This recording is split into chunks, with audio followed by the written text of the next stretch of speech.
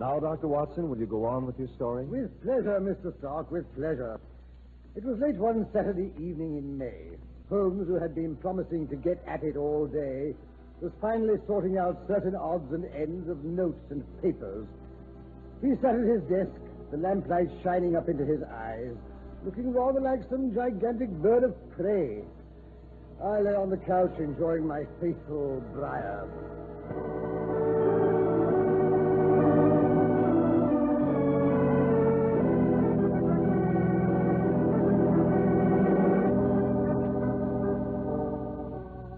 Watson, you'd better put out your pipe if you're going to drop off to sleep. I wasn't sleeping. I was thinking. I always think better with my eyes closed. And when you're snoring, I suppose. I wasn't snoring? Perhaps not, but you were getting ready to. Nothing of the sort. Some people can't endure seeing anyone else relaxed and at ease while they have a job of work to do. May I point out, my dear Holmes, that if you had got at your labors at a decent hour, as I did, you wouldn't... For goodness sake, Watson, stop being so confounded smug. Hello, what's that? Well, the doorbell, of course. Oh, don't look so hopeful, Holmes. I don't imagine it's anything that will interrupt your labors. Probably a call from Mrs. Hudson or the greengrocer to leave his weekly bill. It's not the greengrocer, Watson. He rings once and slips the bill under the door. No, that is someone for us. Whatever brought him here is sufficiently urgent to necessitate my postponing sorting these papers, thank heaven. Come in, come in. Mr. Holmes, Mr. Sherlock Holmes. Holmes, it's Mr. Merriweather. You remember Mr. Merriweather, the chairman of the City and Suburban Bank around the corner from Saxe-Coburg Square? But the trouble isn't there, but in the suburban branch this time, Dr. Watson. The Chiswick branch, to be exact. Chiswick? It was originally pronounced Chiswick, Watson, and it's still so spelled. It means cheese farm, I believe. However, I don't imagine Mr. Merriweather has dropped in to discuss the most frequently mispronounced of all means of communication, the English language. Good Lord, no. Mr. Holmes, something must be done to protect my bank messengers. I've had 6 in hospital with concussion of the brain. 1 a week for the last half-dozen weeks.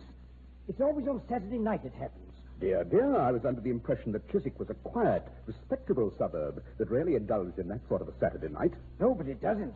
At least it never has, up to 6 weeks ago. And now, every Saturday night regularly, one of my bank messengers has been attacked and robbed. Robbed of a considerable sum of money. Oh, now we come to the crux of the matter. What exactly were your bank messengers doing with large sums of money on Saturday night? Well, carrying it from the Elephant and Castle, the famous old alehouse in Boston Yard, to the bank to be deposited. Isn't that a rather unusual procedure? It is, Mr. Holmes, it is indeed.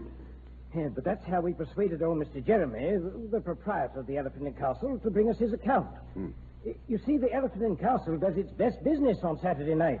Not unusual, eh, Holmes? Watson, quiet, please. Old Mr. Jeremy is somewhat fidgety about having that much money lying around the place till the bank's open on Monday morning. Well, he's been robbed twice, and it's made him rather nervous. Can't say I blame him. So we arranged to have a bonded bank messenger sent over every Saturday night after closing hours to gather up the money so old Jeremy could sleep in peace. Now, I wish we never made the offer.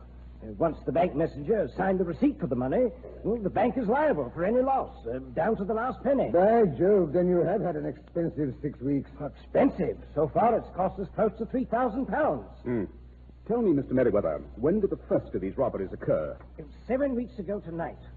It was shortly after closing hours when the policeman on the beat heard a yelling and a shouting as he came down Hogarth Lane. The spring mist was rising off the river, and at first you could see nothing.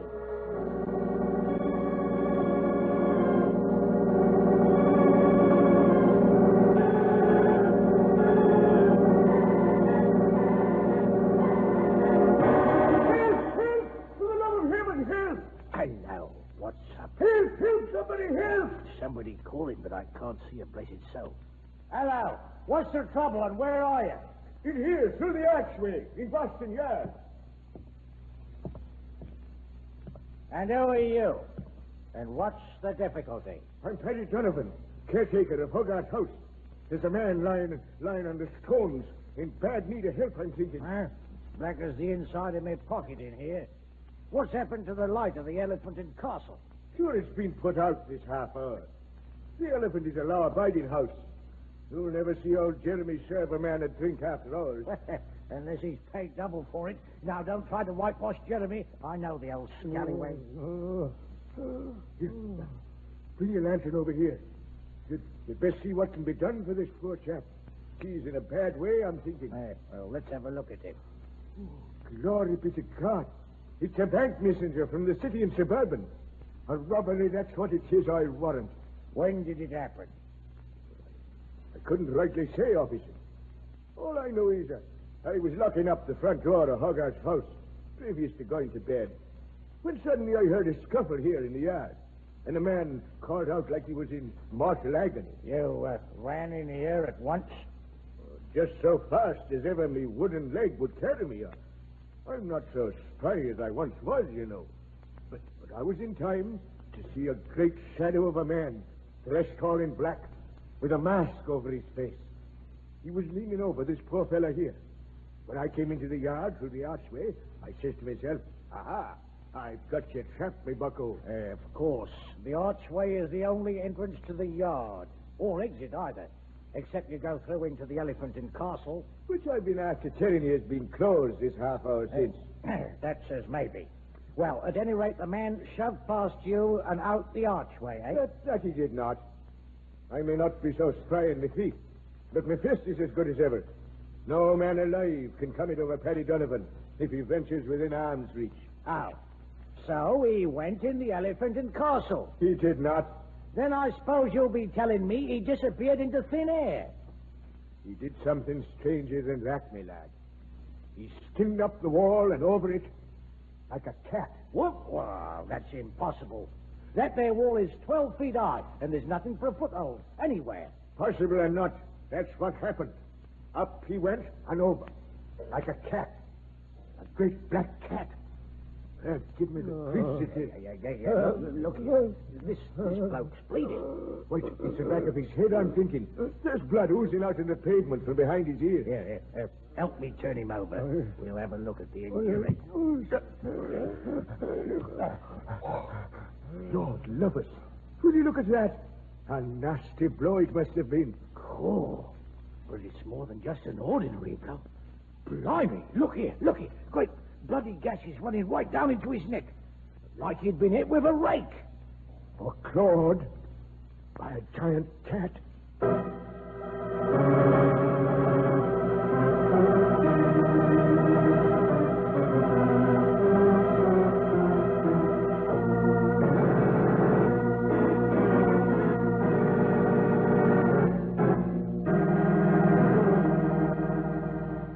I saw those wounds, Mr. Holmes. I promise you, that's what they look like. The claw marks of a gigantic cat. A cat man, eh? Who scales 12-foot walls and whose blow leaves deep gashes. Interesting, Mr. Merriweather. Interesting and just a bit incredible. Well, there is no such creature, Mr. Holmes. There can't be. Oh, I don't know. I saw one once. It was in that French music hall. Remember, Holmes? The chap went up a smooth tiled wall nearly 16 feet high. I believe it had some sort of suction device attached to his hands and feet. Well, that could account for it, I suppose. It might account for the fellow's disappearance over the wall, but not for the gashes and other significant phenomena. That is what interests me, Watson, those gashes. This man with a wooden leg, Donovan, I believe you said his name was. Is he a reliable witness, Mr. Merriweather? Why, yes, at least I suppose so. He's been caretaker at Hogarth House for over 15 years. Hogarth House is where they have the famous collection of Hogarth drawings and the like. It's open to the public daily, except Sundays, for a small fee. I'm afraid Donovan isn't kept over busy with visitors. He spends much of his time at the Elephant and Castle. That's it. He was drunk. Instead of seeing a pink elephant, he saw a man-sized black cat. Who was substantial enough to claw and rob a bank messenger. Oh, well, if you're going to be technical. Tell me, Mr. Merriweather, were this fellow with a wooden leg and mine host of the Elephant and Castle on good terms? Donovan and Jeremy have been cronies for years, Mr. Holmes. So then anything unusual that goes on at the Elephant and Castle would be known to both. Undoubtedly. In fact, I wouldn't be surprised if, between them, they'd cooked up a neat little scheme to do the bank out of a tidy sum of money. Of course, Holmes, I see it all. Incredible. Old Jeremy follows the messenger to me and has just handed the day's profits out into the courtyard, bludgeons him, and retires quickly with the money into his own premises. Then along hobbles Mr. Donovan with a cock and bull story about seeing an incredible cat-like creature.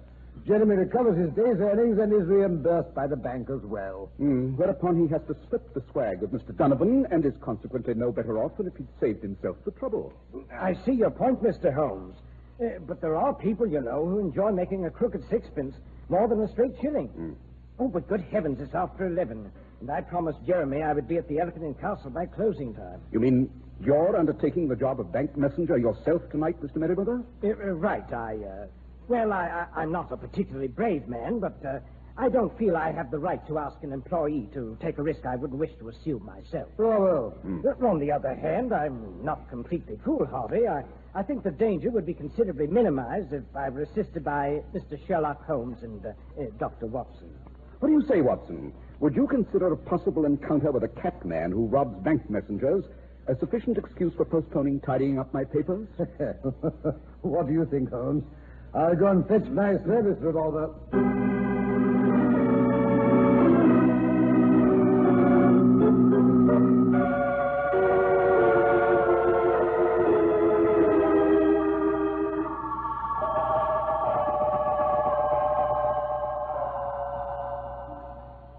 Thank heavens there's a moon tonight and no fog. Here we are, gentlemen. Hogarth Lane takes its name, of course, from William Hogarth, whose country residence was here situated from 1749 to... Who goes there? Good heavens, who? I mean, what was... Calm yourself, Watson. It's merely a police officer on duty, if I'm not mistaken. Yes, they station an officer at either end of the lane every Saturday night now. They've never caught anyone or prevented the numerous repetitions of the first crime. Not so far. Well, tonight it'll be different, because Scotland Yard has personally taken over. Well, if it isn't Inspector Lestrade, my favorite watchdog of the public safety. And what do you think you're doing here, Holmes? Endeavoring to stop the robbings and bludgeonings, which the official minions of the law and order don't seem to be able to terminate. Well, you'll not go one step nearer the scene of this crime. No one's allowed in Boston Yard tonight without a permit. Which I have duly obtained for myself and bodyguard. Here it is. And you in thunder, are you? Oh, allow me to introduce you, Lestrade. This is Mr. Merriweather, whose bank has suffered a considerable loss for 6 successive weeks due to the inefficiency of the police. You go to blazes. With pleasure. I'm sorry to have to rush off, Lestrade, but I'm afraid you're making Mr. Merriweather late for his appointment at the Elephant and Castle. Come along, Watson. Not a very well lighted thoroughfare, eh, Holmes? Well enough. I doubt that anything will escape my notice. Conceit? Pure conceit? Tell me, Mr. Merriweather, in the case of the succeeding Saturday night bank robberies, was the pattern of the crime similar to the first? Almost identical, Mr. Holmes. Except that policemen have been stationed at either end of this section of Hogarth Lane to make sure that no one could leave or enter without being seen. Well, the police are as skeptical as you about a cat man, Mr. Holmes. And yet, each week, a messenger has been clawed on the back of the head and robbed without uttering a sound or putting up a struggle. Oh, not without uttering a sound, Mr. Holmes. Each time the victim has cried out. But by the time that Donovan has reached the spot, the culprit was vanishing over the wall. Then, in each case, Donovan was the first to reach the victim. Why, yes, that's right. Interesting. Oh, but that's only natural. Donovan is in the habit of smoking his last pipe on the steps of Hogarth House, where he is the caretaker. You see, over there, Hogarth House is almost directly opposite the entrance to Boston Yard. And consequently, after the cry was heard, he was able to reach the scene of the crime ahead of the police, who had to run some distance. Oh, sounds reasonable enough, eh, Holmes? Oh, yes, that must be the old boy up ahead there. He's sitting on the steps with one leg stuck out before him. Yes, he's noticed us. He's getting up. No. He's walking away in the other direction. Ah! Great Scott, what was that? A prelude to tonight's crime, confound it. But that's impossible. Mr. Merriweather is here with us. Don't argue, Watson. Run. There goes Donovan through the gate into the yard. I say he's spry for a chap with only one good leg. Because he doesn't waste his breath as you do, Watson. Here's the entrance. Donovan, what happened? Well, I warned him not to do it. I warned him, Mr. Merriweather said, that you were late and he wanted to get the money to the bank. Good Lord. It's Jeremy. What the blackguard has dashed old Jeremy. But the money's safe. Not this time. They didn't get it. I was waiting. I'm done for, but the money's safe. Jeremy, you know who hit you. I suspected for some time. Now I know. He's badly hurt, Holmes. He's going fast. He can't not before he tells us. Mr. Jeremy, who is the criminal? It's Peggy. Peggy? Holmes, he's gone. Jeremy, my poor old Jeremy. But who in thunder is Peggy? Do you know, Donovan? Well, how should I know? The cat, it must have been a woman all the time. A woman dressed in men's clothes. A woman who could give a man a blow hard enough to kill him and then disappear over a 12-foot wall. You saw her do that, Donovan, before we came in the yard a minute after you got here? Well, that isn't. No, maybe tonight I didn't see the killer. Maybe tonight I wouldn't know. I was that upset when I seen it was Jeremy. Hello. What's up? What's wrong here? Mr. Jeremy has been bludgeoned, Lestrade. He's dead. Oh, he is, eh? Right under Mr. Sherlock Holmes's nose, eh? Lestrade, whoever finished off old Jeremy is still here in this courtyard. He couldn't have scaled the wall this time. We'd have seen him. But it wasn't a he, Holmes. Mr. Jeremy said his assailant's name was Peggy. I don't care what his or her name was. If he or she is still here, I want him. Or her? You fellas, touch the yard. That's what we've been doing, Governor. And I think we found something interesting here behind the rain barrel. What's that? Well, it's a man lying like he was drunk. Somebody that was thrown out of the pub earlier in the evening, like as not. And who resented it and vowed to get even with Jeremy. There's motive and opportunity as well. Arrest him and take him off to jail. And you, Donovan, help him carry the body back into the Elephant and Castle. Yes, sir. This way, boys. Carry him easy and with respect. My poor Jeremy. My poor Jeremy. Well, Holmes, you can't say Scotland Yard hasn't acted with dispatch and efficiency. And with its usual lack of intelligence and concern for truth and justice? If this man isn't guilty, I suppose you can tell us who is. Quite. However, you wouldn't believe me. You see, I have no proof of my theory. It will take until next Saturday night to acquire that.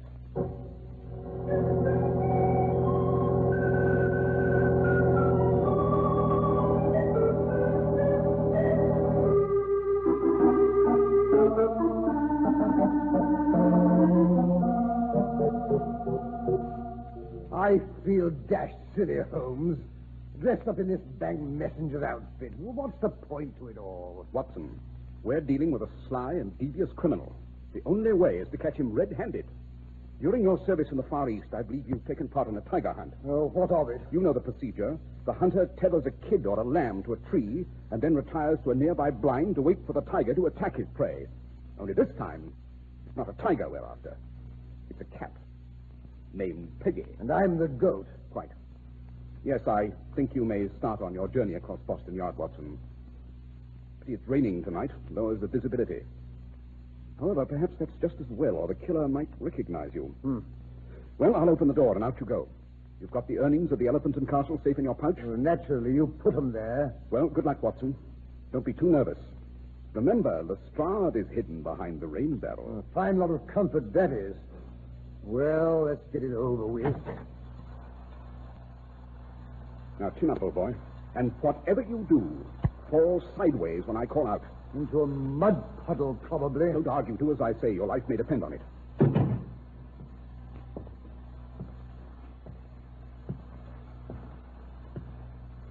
Good Lord. What a night. Teeming cats and dogs. Cats. Never cared much for cats. Well, this isn't going to improve much. What's that shadow slinking along the wall over there? Oh, confound this rain. I can't see a thing. What was that? Someone's coming this way. He's running through the gate. Donovan. Hey, Donovan, what's up? He's stopped. He's snatched up his wooden leg. Watson, back! Now then, Donovan, I'll take that wooden leg if you don't mind, one with which you bludgeoned 7 people. So it's you, Mr. Sherlock Holmes. Something told me this was my unlucky night. You can come out, Lestrade, and take the criminal in charge. You needn't crow, Holmes. I saw the whole thing. Well, got you red-handed this time, Donovan. Yes, you've got the criminal and his weapon. Notice the spikes in the upper end of this wooden leg. No wonder the victims looked as if they'd been clawed by a giant cat. Well, no use hanging about in this blasted rain. Come along, Donovan. You've slugged and robbed your last bank messenger. And it reminds me, Watson, where are you? Flat on the ground in a puddle, of course. Look at me. Nice mess. I say, Holmes, I'm still perplexed, you know. Why? Well, who was the man who screamed just now? Why did Jeremy say the cat's name was Peggy? And when did you first suspect Donovan was the criminal? The answers to those questions can wait, Watson, until I get you safely home in a hot tub. That puddle has soaked you to the skin. And besides, this is Saturday night.